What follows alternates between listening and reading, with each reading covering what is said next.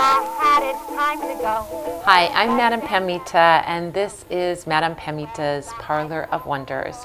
You can find me online at parlorofwonders.com.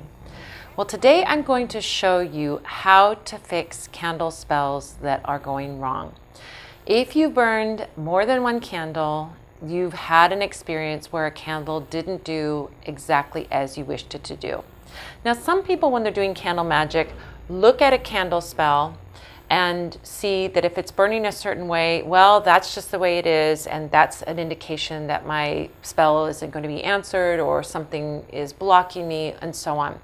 Now, I definitely think that a candle spell reflects what is going on around the request that you're having or the thing that you're working on. But I'm a very, very proactive person, and when I'm doing a candle spell, I want to get a result. And so I'm going to do everything within my power to turn a situation around. I mean, why do spells in the first place if you're going to be passively just sort of receiving life as it is? The whole purpose of a spell is to make something happen for yourself. So in this case, when I have a candle that isn't doing what I want it to do, isn't cooperating in some way, I get in there and I fix it and I make it work. So we're going to look at a couple examples of candle spell situations that can go wrong and what you can do about it. So first thing that you can look at is a candle spell that may have a weak flame. The flame is a little low, like the example here in this skull candle. The flame is a little low, it could be a little bit stronger, it's not burning very well. We want to give it some more oomph to it. So in a situation with a large candle like this, I can tell exactly what's going on here, which is that the wax is building up, the wick as a result is getting shorter and shorter, and so the candle flame is burning low. So what I'm going to do is to cut some channels in that exterior wax so that the wax has a way to drain out a little bit, and the wick will get higher, the flame will get higher, and the wick will get taller. So I'm just going to create some channels.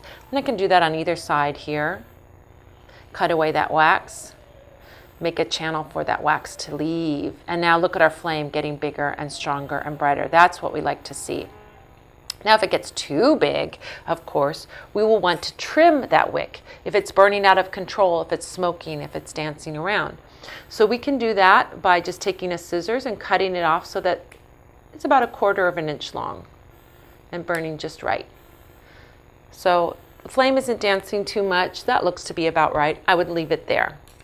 Now we fixed that kind of a candle. But what if you're working with a candle, for example, that's in a glass jar and it's burning very low? You can't cut a channel in the glass jar, so you're going to have to pour out some of that wax. And so in this case, I would take this candle and pour out some of the wax. And you can save that wax if you want, or you can ritually dispose of that wax. And there we see that our candle is burning nice and strong. Then we have a situation, maybe our candle in our vigil candle is burning a little too strong.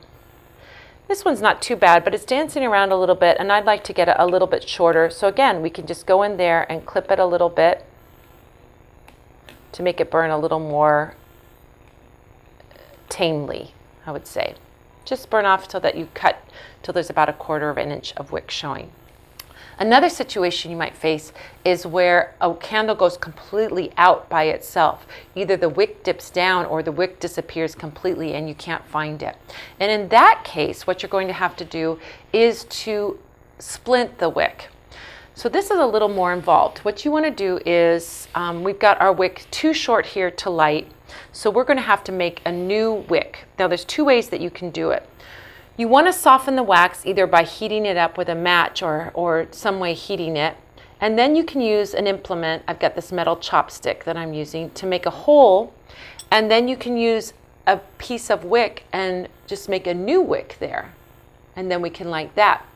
If you're in a pinch, you can take a candle apart to get that wick out and use that. But if you don't have a wick that you can use, then of course you can use a piece of matchstick instead.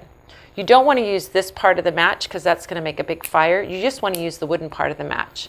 So you could use that to splint the wick, pushing that down in and then lighting it. You don't have to use a big match like this. In fact, a smaller match is even better.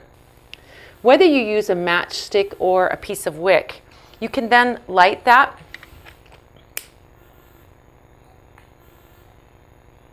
And you get your candle burning again, burning down to the place where the old wick shows, or making a completely new wick completely, no other wick necessary, and get your candle to burn completely. So those are the things that I do to fix candle spells that have kind of gone awry. And when you lose the flame, when the flame's too big, the flame's too small. So thank you so much for joining me and learning about doing candle spells. My name is Madame Pamita. This is Madame Pamita's Parlor of Wonders, and you can always find me online at parlorofwonders.com.